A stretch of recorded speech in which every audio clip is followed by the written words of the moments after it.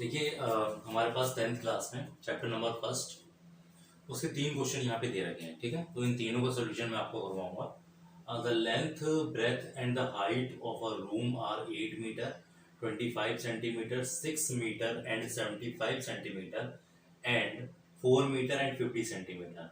ठीक है, ये लेंथ है, ये हमें हाइट दे रखी है लास्ट में, एंड देन ये ब्रेथ हमें दे रखी है। ठीक है, रूम है तो वो 3 डायमेंशनल होगा, so that we have given the 3 sides. ठीक है, तो हमें एक ऐसी लेंथ को डिटरमाइन करना है जो उन तीनों को मेजर कर सके। ठीक है, एग्जैक्टली जैसे कि सपोज मैं आपको एक एग्जांपल यहाँ पे देता हूँ। सपोज हमारे पास एक 6, 12 और 18 ये कोई रूम है ना, उसकी लेंथ इतने मीटर में दे रखी है।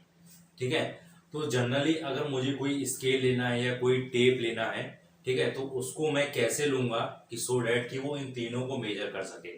ठीक है, तो आप यहाँ पे एग्जैक्टली देख सकते हैं कि यहाँ पे जो हमारा लेंथ ऑफ द टेप या लेंथ ऑफ द रॉड होगी वो 6 होगी। देखिए 6 जो है वो इसको भी मेजर करती है, डिवाइडेड बाई 6 टू जा। ठीक है, ये इसको भी मेजर करेगी और ये इसको भी मेजर करेगी। ठीक है, तो ये होता है, मतलब इस तरह के क्वेश्चन जनरली आपको एग्जाम में मिल जाते हैं, यहाँ पे नहीं, आपके बोर्ड में नहीं तो कभी कभी कंपटीशन में भी इस तरह के क्वेश्चन मिल पाते हैं। ठीक है, तो ये इंपॉर्टेंट क्वेश्चन है, थोड़े ध्यान रखिएगा। ये जनरली ओलंपियाड वगैरह के क्वेश्चन में भी, आपके पैटर्न में भी पूछे जाते हैं इस तरह के क्वेश्चंस। आप देख सकते हैं अपने प्रीवियस जो क्वेश्चन पेपर है उसको उठा के भी देख सकते हैं, इस तरह के क्वेश्चन आपको जनरली वहां पे मिल जाएंगे। ठीक है, तो हमें बिल्कुल वैसे ही फाइंड आउट करना है। ये हमने यहाँ पे 6 क्या लिया था, इसका एचसीएफ फाइंड आउट किया था।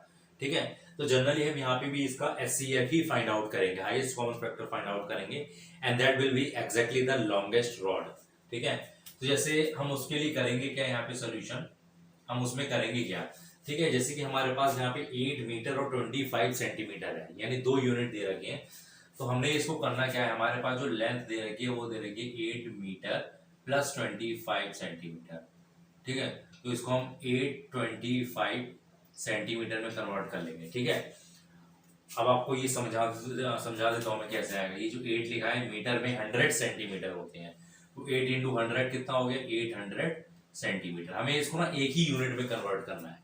ठीक है, तो हमने इसको 800 में कन्वर्ट कर लिया, 800 प्लस 25 कितना आ गया, 825। ठीक है, ये मैंने आपको समझाने के लिए बता दिया।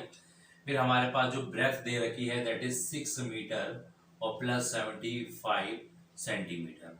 ठीक है, तो ये 6 का क्या हो जाएगा, 600 हो जाएगा, और प्लस 75 तो 675 सेंटीमीटर। उसके बाद जो हमारे पास हाइट दे रखी है, हाइट कितनी है, 4 और 50। ठीक है, तो 4 मीटर प्लस 50 सेंटीमीटर, तो ये हो जाएगा 450 सेंटीमीटर। ठीक है, नाउ एचसीएफ हम इसका फाइंड आउट करेंगे। ठीक है, तो हम जनरली कर सकते हैं, हम इस तरह से भी कर सकते हैं, 450 और 825। ठीक है, इनको आपस में डिवाइड करेंगे तो ये 1 450 यहाँ पे आ जाएगा 5, इधर से कैरी करेंगे तो यहाँ पे कितना हो जाएगा 12, 12 में से 5 ये 7, और इधर 7 में से 4 3। ठीक है, फिर 450, तो इसको करेंगे 1 टाइम्स तो 375। ठीक है, अब इसमें से कितना बचेगा यहाँ पे 5, 40 में से 7 75, और इसको 375। ठीक है, तो ये जाएगा आई थिंक 5 टाइम्स, तो 5 जा 375, ये कट हो गया। ठीक है, अभी 75 से इसको डिवाइड करके देख लेते हैं। सॉरी, क्या बचा हमारे पास नंबर 675, तो 75 से अगर मैं 675 को डिवाइड कर दूंगा तो कितने टाइम्स में जाएगा, यहाँ पे हम 9 टाइम्स में करके देख लेते हैं। 75 को अगर मैं 9 से मल्टीप्लाई करूंगा, 9 5 जो 45 और 4 9 7 जा 63 और 4 67, देखिए कट हो रहा है, तो ये 9 टाइम्स में का हो जाएगा पूरा 675, कुछ नहीं बचेगा। ठीक है, तो हमारे पास जो HCF हो जाएगा, ठीक है, इक्वल टू 75, यानी जो लॉन्गेस्ट रॉड होगी हमारे पास, ठीक है, to measure the 3 dimension of the room exactly, that will be of 75 metre centimetre, 75 centimetre. ठीक है, तो 75 सेंटीमीटर से मैं 825 को एग्जैक्टली मेजर कर सकता हूँ। 675 एंड 450 को एग्जैक्टली मेजर कर सकता हूँ, ठीक है। तो ये मेरे पास हो गई rod, the length of the rod will be 75 centimetre. तो इस तरह के क्वेश्चन जनरली आ जाएंगे, आप लोग ध्यान रखिएगा। अब देखते हैं हम सेकंड क्वेश्चन, ठीक है। तो what will be the smallest number when divided by इतने से, then leave the remainder 7 in each case, ठीक है। जैसे कि मैं आपको इसका एक एग्जांपल देके समझाता हूँ बहुत अच्छी तरह से। जैसे कि मान लीजिए हमारे पास दे रखा है 2, 6 और 40, ये नंबर दे रखे हैं हमारे पास, ठीक है। तो हमें एक ऐसा नंबर फाइंड करना है व्हेन डिवाइडेड बाय, इन तीनों से डिवाइड करें पहले हम, ताकि हमारे पास 7 बच जाए, ठीक है, इन ईच केस। तो पहले हम क्या करते हैं, हम इसका एलसीएम फाइंड आउट करेंगे।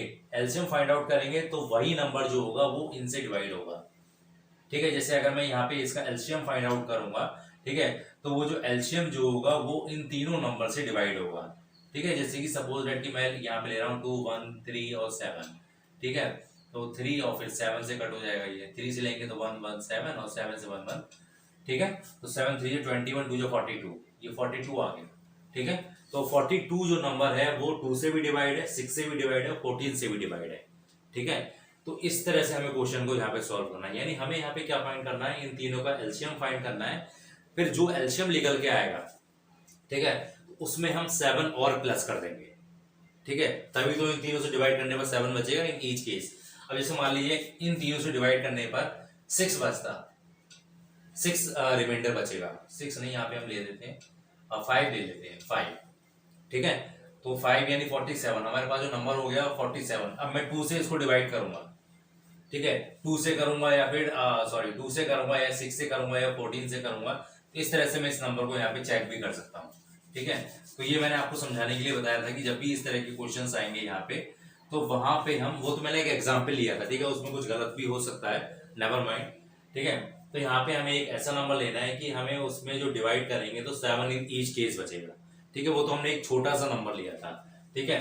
तो what will be the smallest number, तो हम सबसे पहले इसमें एलसीएम फाइंड आउट करने जा रहे हैं, ठीक है। तो यहाँ पे लिखेंगे हम नंबर्स, यहाँ पे हमारे पास नंबर कौन कौन से हैं, 35, 56 और 91 है, ठीक है। अब इसका हम एलसीएम लेंगे, ठीक है। तो 35, 56 और 91, ठीक है।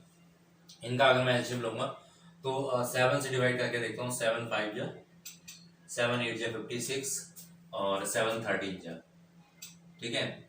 उसके बाद ये सारे नंबर अलग अलग आ गए, कॉमन नहीं है इसमें। तो पहले मैं 5 से डिवाइड कर देता हूँ, तो हो जाएगा 1, 8 और 13। इसके बाद फिर 8 से कर देता हूँ, डायरेक्टली मैं कर सकता हूँ यहाँ पे, ठीक है। क्यों कर सकता हूँ, क्योंकि यहाँ पे कॉमन नहीं आ रहा है ना, कुछ भी कॉमन नहीं है, सॉरी, यहाँ पे 1 आएगा और यहाँ पे 13 और फिर यहाँ पे भी मैं 13 लिखूंगा, तो 1, 1 और यहाँ पे 1, इस तरह से आ जाएगा। तो इनका एलसीएम क्या हो जाएगा यहाँ पे, 35, 56 और 91, ठीक है। इनका एलसीएम क्या हो जाएगा, यहाँ पे हम इनकी मल्टीप्लाई कर लेंगे। 35 हो गया ये इंटू 13, 8 जा कितना होता है, 8 3 24, 2 कैरी 8 इक्वल टू 104, ठीक है। अब इन दोनों की आपस में मल्टीप्लाई कर लेंगे, that will be the answer. तो मल्टीप्लाई देख लेते हैं, यहाँ पे 104 की 35 से मल्टीप्लाई, 5 4 जा 20 और ये 5, 3 4 जा 12, ठीक है, और 3, तो 0 4 6 3, तो 3 6 4 0, ये एलसीएम आ गया हमारा, ठीक है। अब लीस्ट नंबर फाइंड करना है, स्मॉलेस्ट नंबर फाइंड करना है, जो डिवाइड करें तो 7 बचेगा। देखिए 35 इसको एक्जेक्टली डिवाइड कर रहा है पूरी तरह से, 56 भी इसको डिवाइड कर रहा है, 91 भी इसको डिवाइड करेगा, ठीक है, क्योंकि ये एलसीएम निकाला है, जैसे हमने पहले वाले क्वेश्चन में भी एग्जाम्पल देके समझा था, ठीक है। तो अगर इसमें मैं 7 जोड़ दूं, क्या लिखा है कि what will be the smallest number, तो यहाँ पे मैं लिख सकता हूँ स्मॉलेस्ट जो नंबर होगा डेट विल बी 3640 प्लस 7, ठीक है। तो ये हो जाएगा 3647, ये स्मॉलेस्ट नंबर हो गया, that is the smallest number.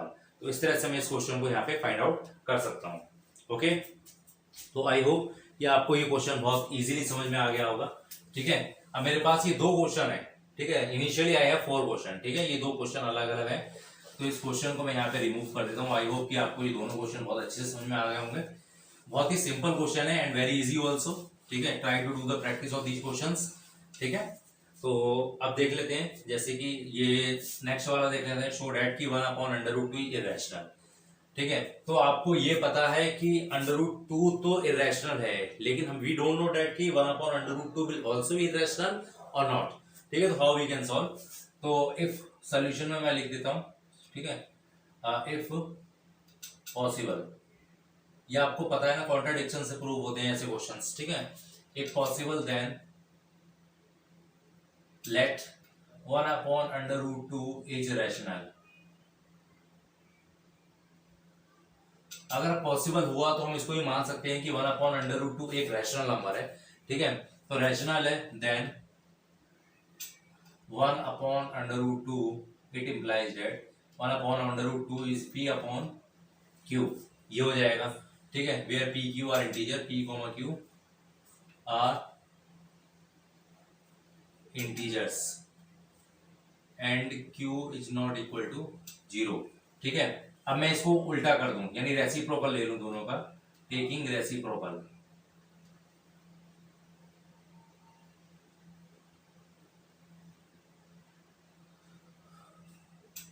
Taking reciprocal, reciprocal मतलब उल्टा कर देंगे इसको। ठीक है, तो ये आ जाएगा √2 और ये आ जाएगा q अपॉन p। तो ये भी तो एक वो आ रहा है, ये भी तो एक रैशनल नंबर ही आ रहा है ना, q upon p is also rational number. तो यहाँ पे लिखेंगे q upon p is also a rational number,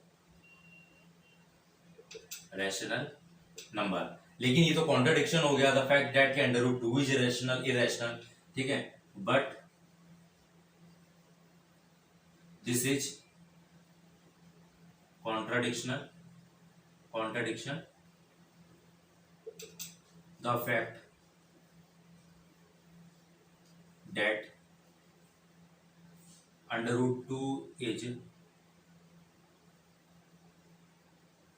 irrational। ठीक है, ये तो कॉन्ट्रडिक्शन हो गया कि √2 एक, देखिए जैसे कि √2 है तो √2 कभी भी रैशनल फॉर्म में नहीं लिखा जाएगा, यानी q अपॉन p के फॉर्म में तो लिखा ही नहीं जा सकता। ठीक है, तो ये तो कॉन्ट्रडिक्शन हो गया, तो यहाँ पे हम क्या लिख सकते हैं, hence 1/√2 is irrational। ठीक है, ये एक इरेशनल नंबर हो गया। तो इस तरह से मैं इस क्वेश्चन को सॉल्व कर सकता हूँ। ठीक है, आई होप आपको बहुत अच्छे से समझ में आ गया होगा। ठीक है, तो इस तरह से मैं इस क्वेश्चन को यहाँ पे सॉल्व कर सकता हूँ। अभी मेरे पास लास्ट क्वेश्चन बचा है,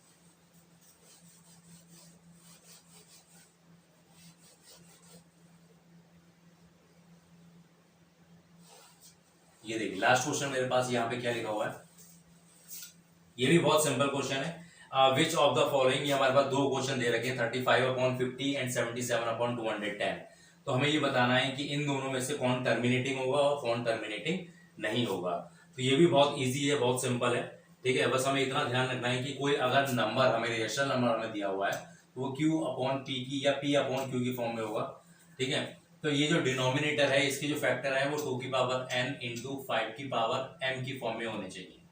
इस तरह से अगर फैक्टर आ रहे हैं किसी भी डिनोमिनेटर के, तो वो जो रैशनल नंबर होगा डेट विल बी टर्मिनेटिंग, उसे हम टर्मिनेटिंग बोलेंगे। वो कुछ स्टेप्स पे डिवाइड होके वो एंड हो जाएगा, मतलब ज्यादा डिवाइड नहीं होगा। जैसे कि फॉर एग्जांपल इस तरह से क्वेश्चन आ सकते हैं 2.35, ये कुछ स्टेप पे स्टॉप हो गया। ठीक है, ये तो ये इस तरह के जो नंबर जो आएंगे वो टर्मिनेटिंग हो जाएंगे। ठीक है, ये टर्मिनेट हो गया, तो इस तरह से हम यहाँ पे फाइंड आउट कर सकते हैं कि वो रैशनल होंगे। इसमें विदाउट एक्चुअल डिवाइड है, हमें डिवाइड नहीं करना है, हमें बिना डिवाइड के यहाँ पे आंसर रखना है। ठीक है, अब जैसे पहला क्वेश्चन है 35, फर्स्ट है यहाँ पे लिखा हुआ है 35/50।